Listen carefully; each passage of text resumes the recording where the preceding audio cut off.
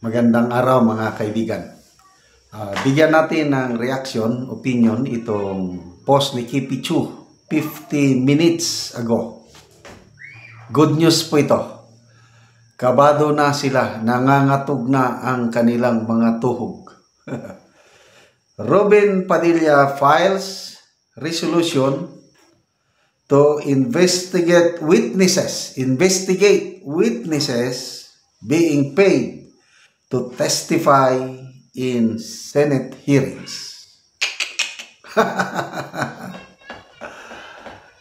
Sabi ni Kipi, thank you very much, Senator Robin Padilla, for initiating the resolution to start a Senate probe on alleged bribery where witnesses are reportedly being paid to testify in Senate hearings.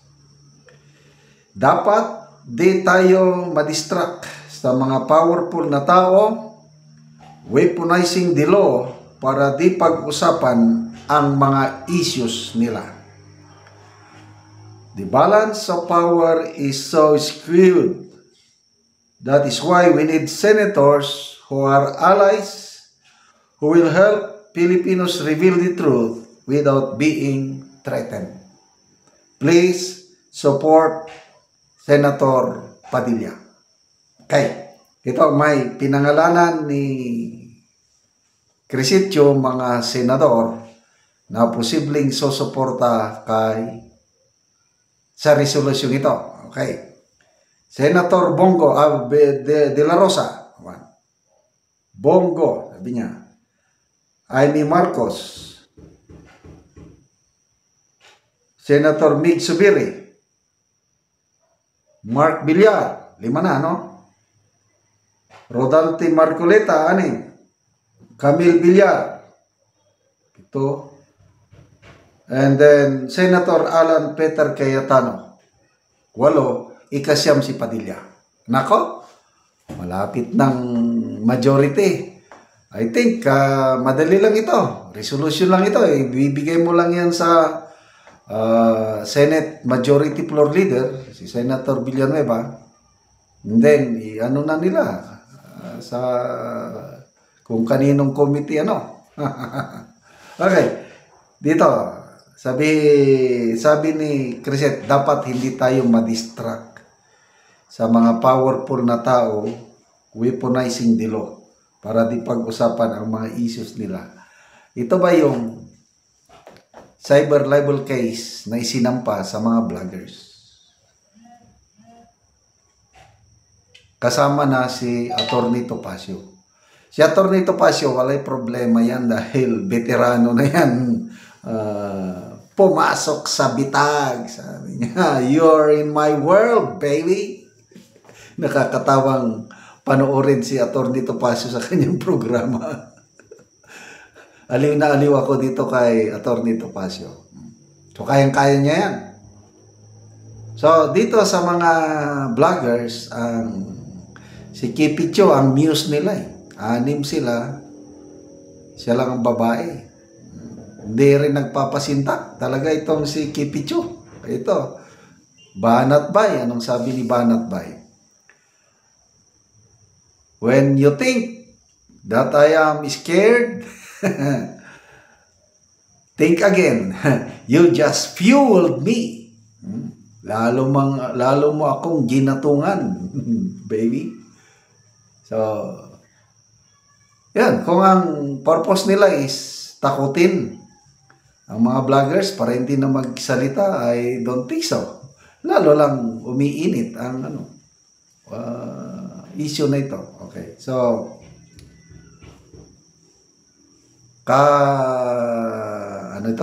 nakaka-excite yung July 28 na opening, kasi babantayan natin dyan. Although, na ito, on the ball na ito, yung pagiging Senate President ni Senator Esquidore. Siya na talaga.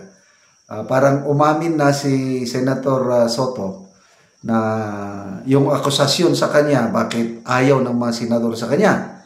Masyado daw stricto. Inamin na ni Senator Soto, guilty as charged.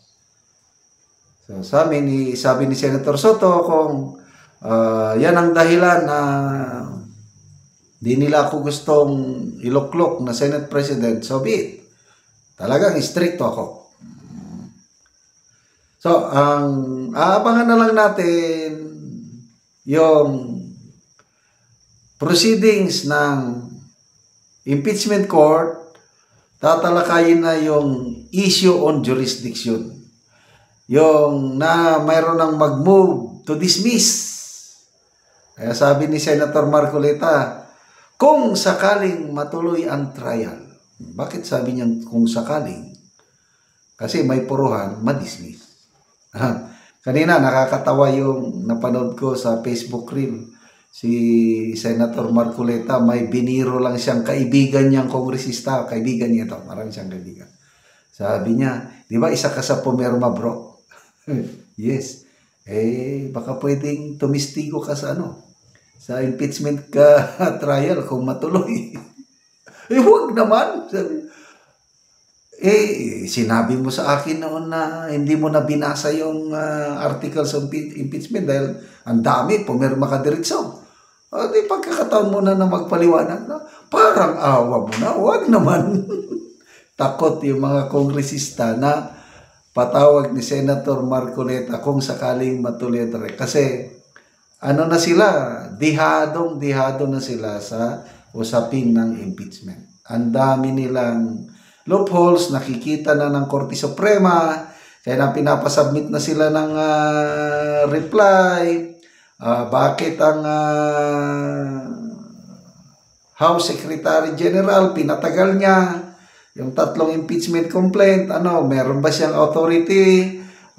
May discretionary power pa siya na hindi ni-repair kagad? Bakit hindi niya sinunod yung nakalagay sa Constitution na shall be referred immediately to the office of the Speaker of the House? Hindi niya ginawa. Ngayon nagpapalusot. Kinausap daw siya ng mga kongresista. Pwede ba yon? Katanggap-tanggap ba yan sa mga maestrado sa Korte Suprema? Yung kinausap ka lang ng mga kongresista? Binayolate mo yung nakalagay sa Constitution na shall be immediately referred to. Anyway, ganyan yan.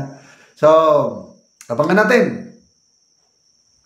Kaninong committee mapupunta ang investigasyon? Nakikita ko na sigurado mayroong investigasyon sa Senado tungkol sa mga di umano binabayaran na mga witnesses para mag-testify.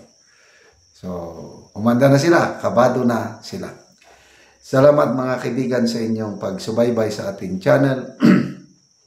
Nakakatulong kayo ng malaki sa tribong Talandig ng Bukidnon dahil ang income natin sa channel na ito, tulong natin sa tribo, namimigay tayo ng mga libreng yero at pako para makapagpatayo ng mas maayos na tahanan ang tribong Talandig. Panoorin niyo ang video na ito.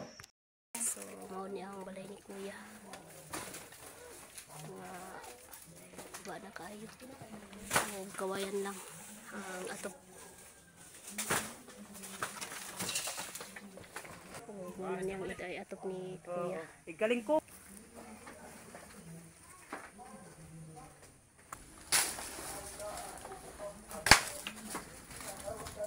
Gabok na gid kaayo.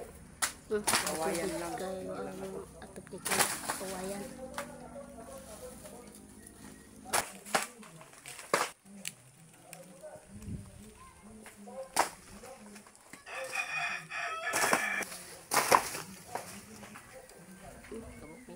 Gid nang atop nila ang Kuya nga kawayan lang.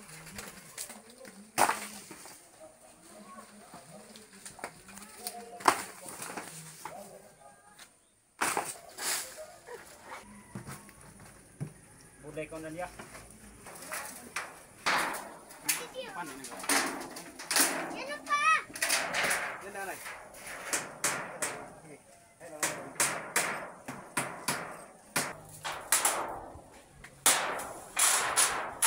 Ay, kalang ko bro. Ay nalugay apat ang tuig ora pa makalisod. Tagali mo ang tuig. Balay o katop na gyud sila og bago.